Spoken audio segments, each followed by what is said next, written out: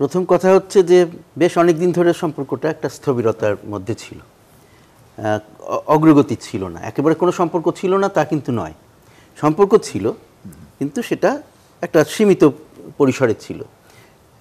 তো সেইখান থেকে এগিয়ে যাওয়ার একটা প্রচেষ্টা দুই পক্ষ থেকেই আগ্রহ দেখা যাচ্ছে এবং প্রচেষ্টাও দেখা যাচ্ছে।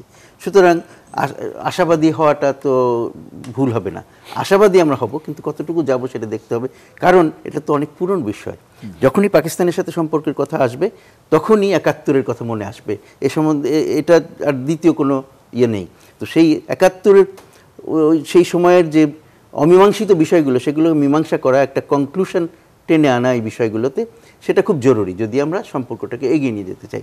নিশ্চিত যে পাকিস্তানের নেতৃবৃন্দ, সরকারের লোকজন তারা এটা বোঝে, কিন্তু তারা কতটুকু করতে পারবে সেখানে ব্যাপারটা আছে। যে তাদের মধ্যে অনেকে হয়তো ভাবে যে আমি যদি ক্ষমা চাই তাহলে আমাদের দেশের প্রতি একটা ইয়ে হলো, কিন্তু ব্যাপারটা তো তা নয়। তাদেরকে বোঝাতে হবে যে যারা দোষ করেছিল তারা দোষী, তুমি তো দোষী নও, কিন্তু তুমি তাদের পক্ষ হয়ে, যেহেতু তারা তোমারই লোক, তাদের পক্ষ হয়ে তুমি ক্ষমা চাইলে তাতে তোমার তো কোনো ক্ষতি বৃদ্ধি নয়, বরং দুই দেশের সম্পর্ককে এগিয়ে নেওয়ার জন্য যে তোমাদের সদিচ্ছা আছে সেটা প্রকাশ পায়।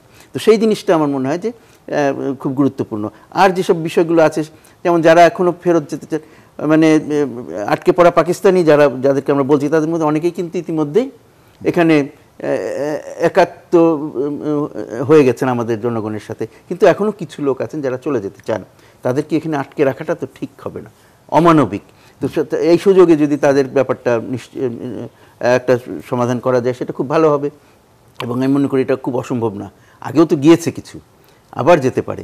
আর তাছাড়া আর বাকি যে দুটো বিষয় আছে, একটা হলো যে দুই দেশের মধ্যে যে সম্পদের একটা বন্টন, একটা হিসাব নিকাশ, সেটা দরকার।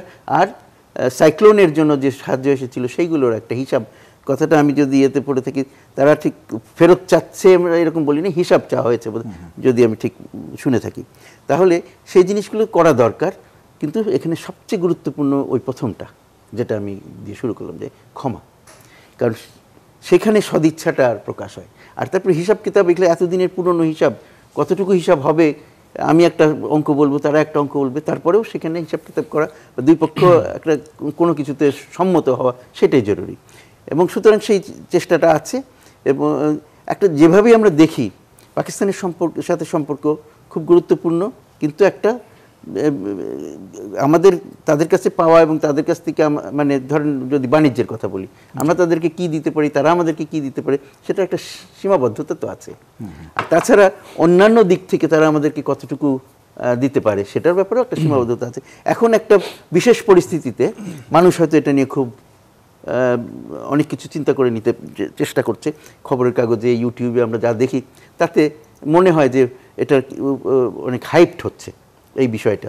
আমি মনে করি যে না, আমাদের একটু ঠান্ডা মাথায় চিন্তা করা উচিত, খালি পাকিস্তানের সাথে নয়, সবার সাথে। যেটা আমাদের একটু আগে আমাদের ইয়েতে দেখলাম, আমাদের বন্ধু হুমায়ুন কবির যে কথাগুলো বলছিলেন সেগুলো খুব প্রণিধানযোগ্য। যে আমাদের বর্তমান সরকারের যে প্রধান উপদেষ্টা, তিনি যে কথাটা বলেছেন যে সবার সাথেই আমরা ভালো সম্পর্ক চাই, মর্যাদা এবং সমতার ভিত্তিতে।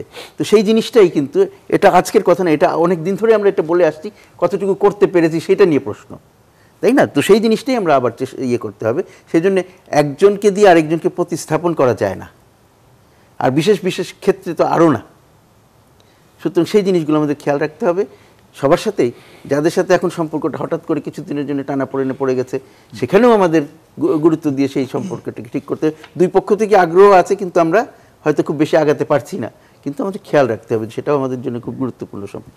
আবার চীনের সাথে আমাদের সম্পর্ক গুরুত্বপূর্ণ, মার্কিন যুক্তরাষ্ট্রের সাথে সম্পর্ক গুরুত্বপূর্ণ, জাপানের সাথে, রাশিয়ার সাথে, ইউরোপের সাথে, সিঙ্গাপুরের সাথে, সবার সাথে আমাদের গুরুত্বপূর্ণ সম্পর্ক রয়েছে।